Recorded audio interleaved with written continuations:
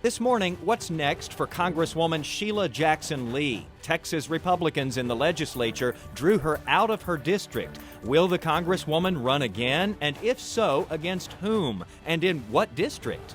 Those are questions we'll ask her. Also, fixing the supply chain.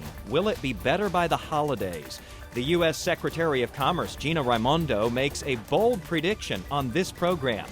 Plus, the Texas Panhandle managed COVID better than the rest of the state last year, but now it's struggling with the vaccine. County Judge Nancy Tanner is with us from Amarillo.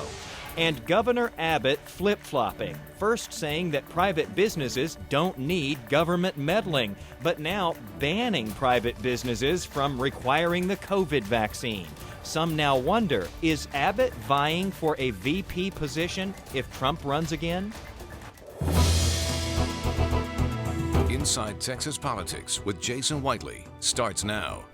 And a good Sunday morning to our viewers all across the state. I'm Jason Wheeler in for Jason Whiteley this week. Thanks for being with us.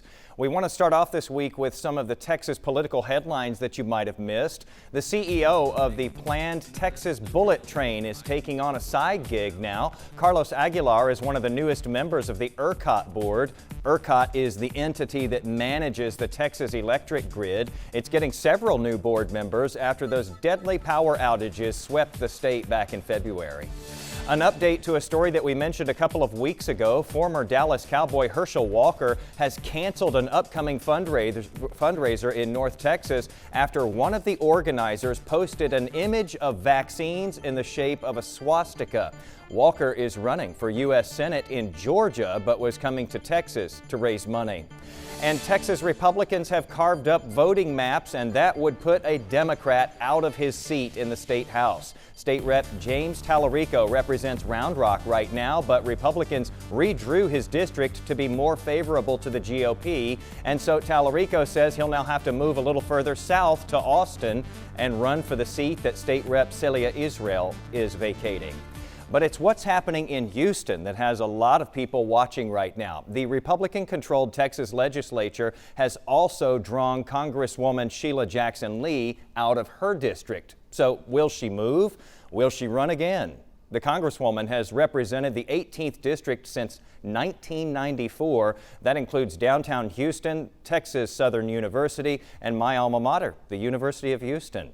Jason Whiteley spoke with her about what's her next move.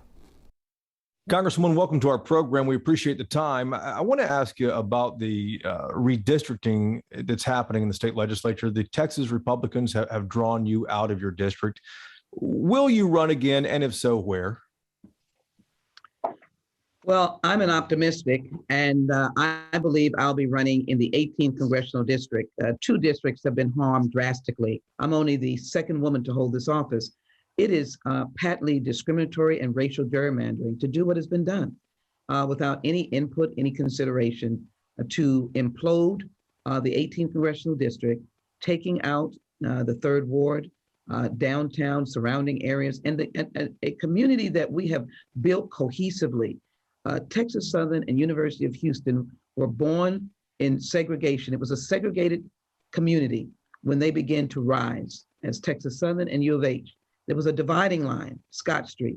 Now the University of Houston is as much a part of 3rd Ward as Texas Southern University, and they are better together than they are separated. So we're still in the fight.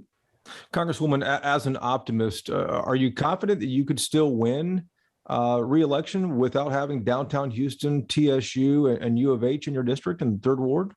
I will be running to represent the people of the 18th congressional district, and we're going to work without ceasing for that district to be restored. And that district, I will offer myself to the people of the district. But wherever I run, I will offer my district, meaning whatever the 18th congressional district looks like, I will offer myself to be a servant to those individuals, to those voters. And I'll take my chances with the voters. Congresswoman, what's next for you? Or is this a fight in the courts that you're going to play out if the legislature goes ahead and approves this next week? The 18th congressional district is a protected district. The Court of Appeals a few years ago indicated that the 18th the 9th and the 30th were protected districts. And my friends think that the Voting Rights Act does not exist. It does. You said protected districts. What does that mean? Does that offer you any protection at the end of the day? Yes, it does. They are voting rights protected districts under the federal voting rights law. And most people think, well, the law doesn't exist. That's not correct. So as a protected district with the 18th district there, Congresswoman, what happens if the legislature passes this? It draws you out of your district and breaks up the third ward and pulls out U of H and TSU and downtown. Does that still have to go before the Department of Justice for approval? It might, depending on whether or not we have passed the John Robert Lewis bill, which is pending in the United States Senate, may be retroactive, and of course, the S1 Freedom to Vote Act that is in the Senate as well.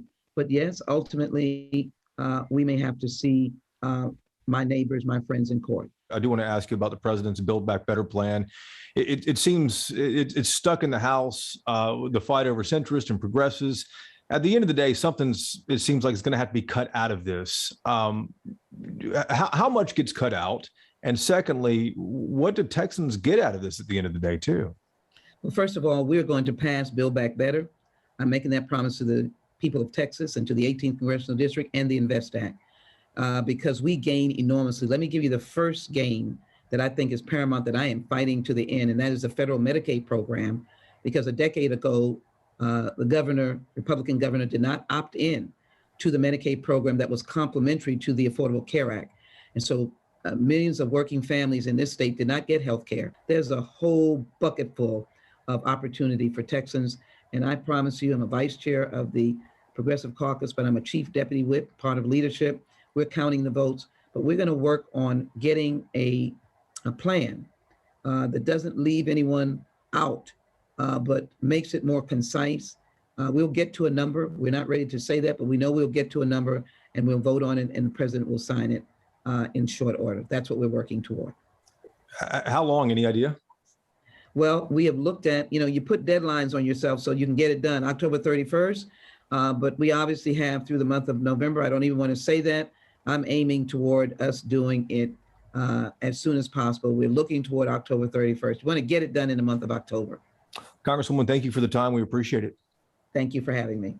Now, all of this redistricting is happening during this third special legislative session. It officially ends this week, though, and there is already chatter that the governor might call a fourth special session. But to do what? Ross Ramsey is keeping tabs on the Republican agenda in Austin. He is the co-founder and executive editor of the Texas Tribune. Good morning, Ross. Thanks for being with us again. You bet. Good morning. All right, so lawmakers have been in Austin since January with these endless sessions. How likely is a fourth special session now, and what else do Republicans even want to do? Predicting the Texas legislature is always dangerous. So I will just say that if they don't finish their work, particularly on redistricting maps, but also on how to spend federal COVID money, they've got $16 billion there, then they'll probably have to come back for a fourth special session. There are some issues that the governor has said he would like the legislature to take up. Whether those are the kinds of things that he would call an emergency special session for or not, we'll just have to wait and see sometime this week when this third session ends. Ross, I want to ask you about this too before we let you go here. A lot of people along the border are watching this. President Biden announcing that border crossings with Mexico and Canada will reopen for the first time since the pandemic began. What does that suggest to you? It suggests that the pandemic is easing some, that they're less worried about the spread of the disease. This is separate from illegal immigration. This is purely commerce and things like that. And a lot of retailers along the Texas-Mexico border, and I assume along the U.S.-Canadian border, are eager to see their customers back. It's been a long drought for them. Ross Ramsey with the Texas Tribune. Stick around. We'll see you in the roundtable here in just a bit, Ross. Still to come here, could the supply chain improve by Christmas? The U.S. Secretary of Commerce Gina Raimondo is joining us from Washington on how that could happen. And what's happening in Amarillo these days? The Panhandle managed COVID well in the beginning, but it's way behind the state in vaccines now. We're going to speak to the county judge, Nancy Tanner, there when we come back. Okay, so we've all been seeing the warnings to buy our holiday gifts extra early. Some people have already started, all because of the problems with the worldwide supply chain. But our next guest says that the situation should start improving over the next 60 days. That is part of the conversation that Jason Whiteley had with U.S. Secretary of Commerce Gina Raimondo. Madam Secretary, thank you for the time. Let's talk about the infrastructure package. You obviously helped to negotiate that for the administration. House Democrats, though, as we have seen a lot, are really having trouble getting that through, and the human infrastructure plan as well. At the end of the day, what specifically would you be okay with leaving on the cutting room floor? Oh gosh, I'm not sure that's my decision to make. I agree with the president, which is that we need all of it. But I also strongly agree that the most important thing is to do something and do something big. So if Congress leaves some things out or gives a haircut to some of what the president is asking for, that could be fine. What's not fine is doing nothing. The time has come to take action.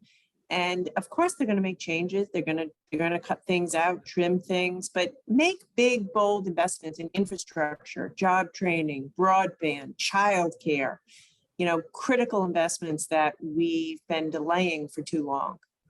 Let's talk about the supply chain for a moment, because I know you're obviously keeping a huge eye on that. With a couple of ports, though, moving towards 24/7 operations, you said that you were optimistic that the supply chain situation might improve by Christmas. How realistic is that? I think you will see some improvement. As I said, this wasn't created overnight. We've never lived through anything like this before. A year and a half ago, governors, including myself, all around the country, we just shut down our economy. And now we have to turn it back up again. But there's no doubt that the action the president took by, working with ports, keeping them open 24/7, it will have a positive effect, and we will start to see some, slow incremental progress.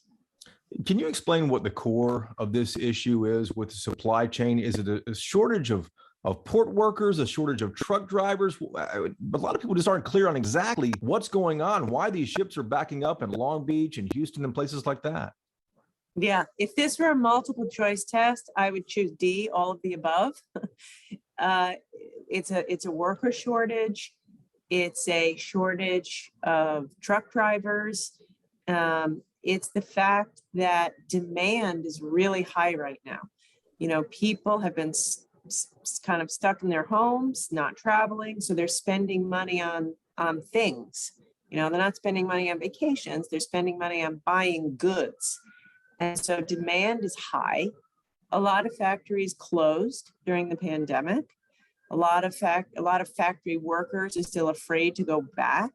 So, we have disruption in the supply. At the same time, demand is through the roof. And it's just coming together in this really complex mix.